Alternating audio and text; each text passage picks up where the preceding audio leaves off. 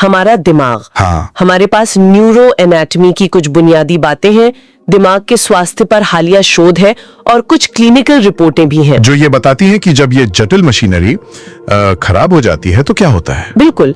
तो आज हमारा मिशन है इन सभी स्रोत एक साथ लाना, ताकि हम ये समझ सकें कि हमारे दिमाग की संरचना कैसी है, ये काम कैसे करता है और हम इसकी बेहतर देखभाल कैसे कर सकते हैं। GSK Gyanwani, where knowledge speaks.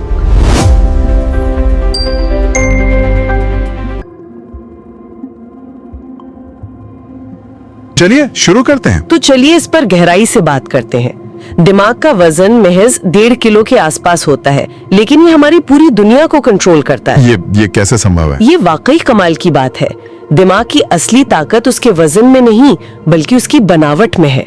हमारे स्रो में से एक इसे कहता है ब्रह्मांड में सबसे जटिल संगठित पदार्थ। वाह, और ये कोई बड़ा चढ़ाकर कही गई बात नहीं है। इसकी संरचना को देखें तो 3 मुख्य भाग हैं। सबसे बड़ा, जो लगभग 85% हिस्सा है, वो है सेरेब्रम। सेरेब्रम, हाँ, ये सोच, भाषा और चेतना का केंद्र है।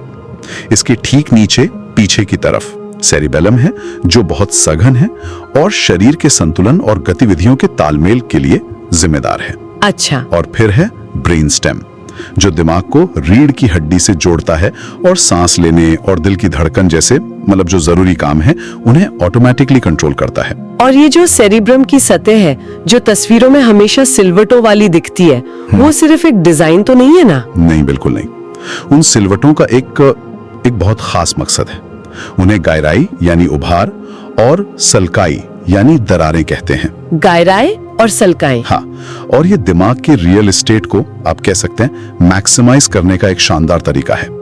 इन सिलवटों की वजह से दिमाग का जो सतही क्षेत्रफल है, सरफेस एरिया, वो बहुत ज्यादा बढ़ जाता है। कितना?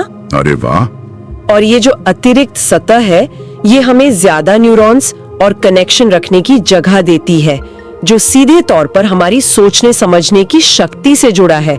मतलब कम जगह में ज्यादा प्रोसेसिंग पावर। ये दिलचस्प है। और सेरेब्रम खुद भी तो 2 हिस्सों में बटा हुआ है, बाया और दाया गोलार्ध या हेमिस्फेयर। हाँ। अक्सर ये कहा जाता है कि बाया हिस्सा लॉजिकल है और दाया क्रिएटिव। क्या हमारे इस बात का समर्थन करते हैं? हाँ, करते हैं, लेकिन एक चेतावनी के साथ। ये सच है कि कुछ कामों का झुकाव एक तरफ ज्यादा होता है, जिसे लैटरलाइजेशन कहते हैं। लैटरलाइजेशन? जी। ज्यादातर लोगों में भाषा और लॉजिकल एनालिसिस, ये सब मुख्य रूप से बाएं हेमिस्फीयर में होता है, जबकि चेहरे पहचानना या इमोशंस को समझना, इसमें दायां हेमिस्फीयर ज्यादा एक्टिव होता है। लेकिन ये कोई सख्त विभाजन तो नहीं होगा? बिल्कुल नहीं।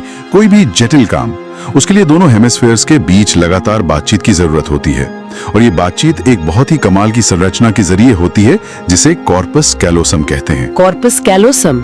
ये तंत्रिका तंतुओं का एक मोटा बंडल है, एक सुपर हाईवे की तरह समझिए, जो ये पक्का करता है कि दोनों दिमाग एक टीम के रूप में काम करें। तो ये लेफ्ट ब्रेन या राइट ब्रेन व्यक्तित्व वाली बात थोड़ी ज्यादा सरल बना दी गई है। असल में ये एक एकीकृत प्रणाली है। हाँ, एक एकीकृत प्रणाली। इसी सिस्टम के अंदर सेरेब्रम को और भी खास हिस्सों में बांटा गया है, जिन्हें लोब्स कहते हैं। सही। चलिए उन पर बात करते हैं। सबसे पहले फ्रंटल लोब। फ्रंटल लोब, जो माथे के ठीक पीछे होता है, वो हमारे दिमाग का एग्जीक्यूटिव सूट या कह लीजिए सीईओ है। दिमाग का सीईओ? हाँ, ये योजना बनाने, फैसले लेने, प्रॉब्लम सॉल्व करने और सबसे जरूरी हमारे आवेगों को, मतलब इम्पल्स को कंट्रोल करने के लिए जिम्मेदार है। अच्छा। एक सूत्र ये भी बताता है कि ये दिमाग का वो हिस्सा है जो सबसे आखिर में, लगभग 25 साल की उम्र तक पूरी तरह से विकसित होता है। अच्छा, इसीलिए शायद किशोरों में जोखिम लेने वाला व्यवहार ज्यादा आम होता है। बिल्कुल। उनका सीईओ अभी पूरी तरह से काम पर नहीं लगा है। ये तो व्यवहार विज्ञान से बहुत अच्छी तरह जुड़ता है। फ्रंटल लोब के ठीक पीछे है पैराइटल लोब। इसका क्या काम है? पैराइटल लोब हमारा मुख्य सेंसर है। ये स्पर्श, तापमान, दर्द और दबाव जैसी, मतलब जो भी संवेदी सूचनाएं हैं, उनको प्रोसेस करता है। पर सिर्फ इतना ही नहीं। और क्या करता है? ये स्थानिक जागरूकता में भी एक बड़ी भूमिका निभाता है। मतलब ये समझने में कि आपका शरीर दुनिया के संबंध में कहाँ है। हाँ? जब आप बिना देखे अपनी जेब से चाबियां निकालते हैं ना, हाँ। तो आप अपने पैराइटल लोब का शुक्रिया अदा कर सकते हैं। और कानों के पास वाले हिस्से टेम्पोरल लोब का क्या? स्रोत बताते हैं कि ये यादों के लिए बहुत जरूरी है। हाँ, टेम्पोरल लोब कई कामों का केंद्र है। ये सुनने की प्रक्रिया, भाषा को समझने और नई यादें बनाने के लिए महत्वपूर्ण है। अच्छा, इसके अंदर एक छोटी समुद्री घोड़े के आकार की संरचना होती है जिसे हिप्पोकैम्पस कहते हैं। ये शॉर्ट टर्म यादों को लॉन्ग टर्म यादों में बदलने के लिए बिल्कुल जरूरी है। तभी तो कोई खास गाना या आवाज हमें तुरंत किसी पुरानी याद में वापस ले जाती है। बिल्कुल। और आखिर में दिमाग के बिल्कुल पीछे ऑसिपिटल लोब। ऑसिपिटल लोब पूरी तरह से एक ही काम के लिए समर्पित है, देखना। ये हमारी आंखों से आने वाली कच्ची जानकारी लेता है और उसे रंगों, आकृतियों और गति की उस पूरी दुनिया में बदल देता है जिसे हम देखते हैं। मतलब दिमाग ने देखने के लिए अपना पूरा एक डिपार्टमेंट ही बना दिया है। हाँ, इससे पता चलता है कि दिमाग के लिए विजन कितना महत्वपूर्ण है। तो ये दिमाग का एक बड़ा नक्शा हो गया। लेकिन अगर हम जूम इन करें तो ये पूरी संरचना अरबों छोटी कोशिकाओं से बनी है। बिल्कुल। हमारे उन्हें दिमाग का असली वर्क हॉर्स कहते हैं। चलिए न्यूरॉन्स और ग्लिया कोशिकाओं पर बात करते हैं। बिल्कुल, दिमाग की असली कार्रवाई तो सेल्यूलर लेवल पर ही होती है। हमारे पास लगभग 86 अरब न्यूरॉन्स हैं। 86 अरब? हाँ, ये दिमाग की संचार इकाइयां हैं। वे एक दूसरे से और शरीर के बाकी हिस्सों से बात करने के लिए इलेक्ट्रिकल इंपल्स का इस्तेमाल करते हैं। लेकिन जो बात उन्हें खास बनाती है वो है उनके जुड़ने का तरीका। कैसे? हर एक न्यूरॉन हजारों दूसरे न्यूरॉन से जुड़ सकता है, जिससे खरबों कनेक्शंस का एक बहुत ही घना नेटवर्क बनता है। दिमाग की सारी शक्ति इसी नेटवर्क में है। और ये कनेक्शन सिर्फ बिजली के नहीं है, एक रासायनिक पहलू भी है ना? सही कहा। यहीं पर न्यूरोट्रांसमीटर्स आते हैं। बिल्कुल। जब एक न्यूरॉन दूसरे को संदेश भेजना चाहता है तो वो एक जंक्शन पर, जिसे सिनेप्स कहते हैं, छोटे रासायनिक संदेशवाहक छोड़ता है। इन्हीं को न्यूरोट्रांसमीटर कहा जाता है। और ये क्या करते हैं? ये हमारे मूड से लेके हमारी मांसपेशियों की हरकतों तक सब कुछ कंट्रोल करते हैं। हमारे हिस्सों में कुछ खास न्यूरोट्रांसमीटर्स के बारे में बताया गया है, जैसे कि डोपामाइन। डोपामाइन, हाँ, इसे तो अक्सर खुशी का रसायन कहते हैं। लेकिन ये उससे कहीं ज्यादा जटिल है। ये असल में एक प्रेरणा रसायन है। ये इनाम की उम्मीद से जुड़ा है, जो हमें उस इनाम को पाने के लिए एक्शन लेने को प्रेरित करता है। तभी तो सोशल मीडिया की लत इतनी शक्तिशाली हो सकती है ना? हर लाइक या नोटिफिकेशन डोपामाइन का एक छोटा सा हिट देता है। बिल्कुल। ये हमारे दिमाग के रिवॉर्ड सर्किट को हाईजैक कर लेता है। फिर है सेरोटोनिन, जो मूड, नींद और भूख को नियंत्रित करने में महत्वपूर्ण भूमिका निभाता है। अच्छा। कई एंटी डिप्रेसेंट दवाएं दिमाग में सेरोटोनिन के स्तर को बढ़ाकर ही काम करती हैं। एक और है गाबा। गाबा? हाँ, ये दिमाग की गतिविधि को शांत करने का काम करता है, एक ब्रिक की तरह, जो दिमाग को बहुत ज्यादा उत्तेजित होने से रोकता है और चिंता को कंट्रोल करने में मदद करता है। और एसिटिलकोलाइन के बारे में क्या? ये स्मृति से काफी मजबूती से जुड़ा हुआ है। हाँ, एसिटिलकोलिन सीखने, याददाश्त और मांसपेशियों के संकुचन के लिए बहुत जरूरी है। अल्जाइमर रोग में क्या होता है कि एसिटिलकोलिन बनाने वाले न्यूरॉन्स मरने लगते हैं। ओहो। और इसी से वो गंभीर मेमोरी लॉस होता है जो इस बीमारी से जुड़ा है। और ये सिर्फ न्यूरॉन्स नहीं है। दशकों तक ग्लिया कोशिकाओं को सिर्फ गोंद माना जाता था। पर अब ऐसा नहीं है। नहीं, अब हम जानते हैं कि वे दिमाग के काम में सक्रिय भागीदार हैं। वे न्यूरॉन्स को पोषण देती हैं, कचरा साफ करती हैं और यहाँ तक कि उनके कनेक्शन को बदलने में भी मदद करती हैं। इस अविश्वसनीय मशीन को चलाने के लिए तो बहुत ज्यादा ऊर्जा और रखरखाव की जरूरत होगी। बहुत ज्यादा। हमारे सो का एक बड़ा हिस्सा दिमाग के स्वास्थ्य और पोषण पर ही केंद्रित है। दिमाग को अच्छी तरह काम करने के लिए किस तरह के ईंधन की जरूरत होती है? दिमाग एक बहुत भूखा अंग है। ये हमारे शरीर के वजन का सिर्फ 2% है, लेकिन हमारी कुल ऊर्जा का लगभग 20% यही इस्तेमाल करता है। 20%? हाँ, और दिमाग खुद लगभग 60% वसा यानी फैट से बना है, तो जाहिर है कि इसे स्वस्थ वसा की जरूरत है। ओमेगा 3 फैटी एसिड, जो मछली, अखरोट और अलसी में मिलता है, वो खास तौर पर जरूरी है। क्यों? क्योंकि वो न्यूरॉन की कोशिका झिल्ली का एक महत्वपूर्ण हिस्सा है। उन्हें लचीला और संचार के लिए कुशल बनाए रखने में मदद करते हैं। तो फैट फ्री आहार दिमाग के लिए शायद सबसे अच्छी रणनीति नहीं हो सकती है। और ऊर्जा के बारे में क्या? दिमाग मुख्य रूप से ग्लूकोज पर चलता है, जो हमें कार्बोहाइड्रेट से मिलता है, लेकिन इसे एक स्थिर सप्लाई चाहिए। इसलिए कॉम्प्लेक्स कार्बोहाइड्रेट जैसे साबुत अनाज या सब्जियां दिमाग के लिए बेहतर होते हैं। अच्छा। वे धीरे धीरे ऊर्जा छोड़ते हैं। और हाँ, प्रोटीन भी, जो न्यूरोट्रांसमीटर्स बनाने के लिए बिल्डिंग ब्लॉक्स देते हैं। और विटामिन और मिनरल्स को तो हम भूल ही नहीं सकते। में भी चेतावनी देते हैं जो दिमाग को नुकसान पहुंचाती हैं, जंक फूड और चीनी तो सूची में सबसे ऊपर लगते हैं। हाँ, बहुत ज्यादा चीनी और प्रोसेस फूड वाला आहार दिमाग के लिए विनाशकारी हो सकता है। इससे शरीर में सूजन बढ़ती है और सूजन दिमाग की बहुत बड़ी दुश्मन है। अच्छा। रिसर्च से पता चलता है कि ऐसा आहार हिप्पोकैम्पस के काम को बिगाड़ सकता है, जिससे हमारी सीखने और याद रखने की क्षमता पर असर पड़ता है। और दूसरा बड़ा दुश्मन है पुराना तनाव। हाँ, तनाव दिमाग को शारीरिक रूप से कैसे प्रभावित करता है? जब हम तनाव में होते हैं तो हमारा शरीर कोर्टिसोल नाम का एक हार्मोन छोड़ता है। कम मात्रा में ये उपयोगी है, लेकिन पुराना लंबे समय तक चलने वाला तनाव शरीर में कोर्टिसोल का स्तर ऊंचा रखता है। और उससे क्या होता है? उच्च कोर्टिसोल का स्तर दिमाग की कोशिकाओं के लिए जहरीला हो सकता है, खासकर हिप्पोकैम्पस और प्रीफ्रंटल कॉर्टेक्स में। ये वास्तव में न्यूरॉन्स को मार सकता है और नए न्यूरॉन्स के निर्माण को भी रोक सकता है, जिससे याददाश्त और फैसले लेने में समस्याएं होती हैं। बिल्कुल। और फिर नींद है। ऐसा लगता है कि हमारे शो में से हर एक अच्छी नींद के महत्व पर जोर देता है। नींद दिमाग के लिए एक नॉन नेगोशिएबल रखरखाव का समय है।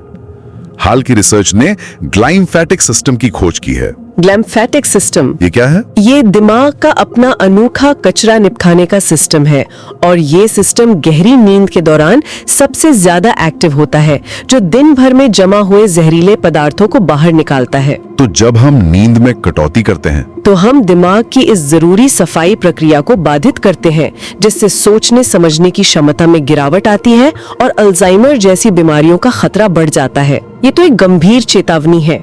पोषण और जीवन शैली से परे शारीरिक चोट का भी खतरा है। हमारे पास ट्रॉमेटिक ब्रेन इंजरी यानी TBI पर भी कुछ सामग्री है। हाँ, TBI। ये दिमाग को कैसे प्रभावित करती है? TBI में दो तरह की चोटें होती हैं। एक है प्राथमिक चोट, जो टक्कर के समय होती है, लेकिन अक्सर सबसे ज्यादा नुकसान द्वितीयक चोट से होता है, जो टक्कर के बाद के घंटों और दिनों में होती है। वो कैसे? ये दिमाग में सूजन, खून के बहाव में कमी और ऑक्सीजन की कमी के कारण होता है। ये पूरा एक तरह का केमिकल झरना दिमाग की कोशिकाओं को और नुकसान पहुंचाता है। इसीलिए सिर पर लगी किसी भी चोट के लिए तुरंत डॉक्टर के पास जाना जरूरी है। बहुत ज्यादा जरूरी है। और TBI के प्रभाव सिर्फ शारीरिक नहीं होते, इसमें व्यवहार और व्यक्तित्व में गहरे बदलावों का भी जिक्र है। सही है। चूंकि हमारा फ्रंटल लोब हमारी पर्सनालिटी को कंट्रोल करता है, तो उस क्षेत्र में चोट लगने से व्यक्तित्व में भारी बदलाव आ सकता है। मरीज ज्यादा आवेगी, चिड़चिड़े हो सकते हैं। मतलब जब दिमाग घायल होता है तो वो इंसान भी बदल सकता है जो हम हैं। बिल्कुल। चोट के अलावा दिमाग बीमारियों का भी शिकार हो सकता है। चलिए कुछ प्रमुख न्यूरोलॉजिकल विकारों पर बात करते हैं, जैसे कि स्ट्रोक। स्ट्रोक अनिवार्य रूप से एक दिमाग का दौरा है। ये तब होता है जब दिमाग के किसी हिस्से में खून की सप्लाई रुक जाती है, या तो थक्के से या फिर खून बहने से। और फिर ऑक्सीजन और पोषक तत्वों के बिना दिमाग की कोशिकाएं मिनटों में मरने लगती हैं। इसका असर इस बात पर निर्भर करता है कि दिमाग का कौन सा हिस्सा प्रभावित हुआ है। और अल्जाइमर रोग, हमने इसका जिक्र किया था, पर ये विकसित कैसे होता है? अल्जाइमर की पहचान दिमाग में दो प्रोटीनों के असामान्य निर्माण से होती है। बीटा एमिलॉइड, जो न्यूरॉन्स के बीच प्लाक बनाता है, और टाउ, जो न्यूरॉन्स के अंदर टैंगल्स बनाता है। प्लाक और टैंगल्स? हाँ, माना जाता है कि ये प्लाक और टैंगल्स न्यूरॉन्स के बीच संचार को बाधित करते हैं और आखिरकार उनकी मौत का कारण बनते हैं। ये एक धीमी, प्रगतिशील बीमारी है। फिर पार्किंसंस रोग है, जो गति को बहुत प्रभावित करता है। पार्किंसन में दिमाग के एक खास हिस्से में डोपामाइन बनाने वाले न्यूरॉन्स धीरे धीरे मर जाते हैं, और जैसा कि हमने बात की, डोपामाइन गति को कंट्रोल करने के लिए बहुत जरूरी है। और इसी डोपामाइन की कमी से वो लक्षण पैदा होते हैं, जैसे कांपना और संतुलन की समस्या। बिल्कुल। ये सब दिमाग की अविश्वसनीय जटिलता और उसकी नाजुकता को दिखाता है। हमने इसकी संरचना, इसके संचार के तरीके, इसकी जरूरतें और इसके खतरों के बारे में बात की है। बिल्कुल। और हमने जो देखा है वो ये है कि दिमाग कोई अलग थलग अंग नहीं है। ये हमारे शरीर के बाकी हिस्सों, हमारे खाने, हमारे तनाव के स्तर और हमारी नींद की आदतों से, मतलब गहराई से जुड़ा हुआ है। दिमाग का स्वास्थ्य ही समग्र स्वास्थ्य है। सही कहा। इन सभी को देखने के बाद एक बात जो सबसे अलग नजर आती है वो है दिमाग की अनुकूलनशीलता, जिसे न्यूरोप्लास्टिसिटी कहते हैं। हाँ, न्यूरोप्लास्टिसिटी। ये दिमाग की एक असाधारण क्षमता है कि वो जीवन भर अनुभव के आधार पर खुद को पुनर्गठित कर सकता है, नए कनेक्शंस बना सकता है। बिल्कुल। इसका मतलब है कि हम असहाय नहीं हैं, हमारी जीवन शैली की जो विकल्प हैं, वो हमारे दिमाग की संरचना और उसके काम को सीधे तौर पे प्रभावित कर सकते हैं। ये सबसे शक्तिशाली संदेश है। दिमाग एक सुंदर बगीचे की तरह है। अगर हम उसे अच्छे पोषक तत्वों, व्यायाम, नींद और सीखने के मौकों से सींचते हैं तो वो फलता फूलता रहेगा, और अगर हम उसे नजरअंदाज करते हैं तो वो मुरझा जाएगा। चुनाव हमारा है। तो जैसे जैसे हम इस चर्चा को समाप्त कर रहे हैं, मैं श्रोताओं के लिए एक विचार छोड़ना चाहती हूँ।